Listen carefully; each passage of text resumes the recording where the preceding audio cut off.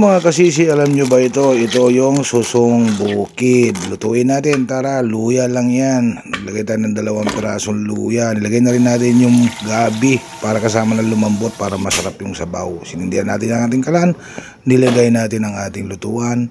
At syempre tatakpan natin yan para mabilis lumambot.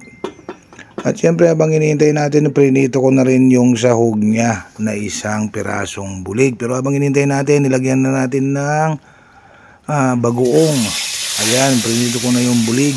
Tapos nilagyan na natin yung bunga ng singkamas para lumambot.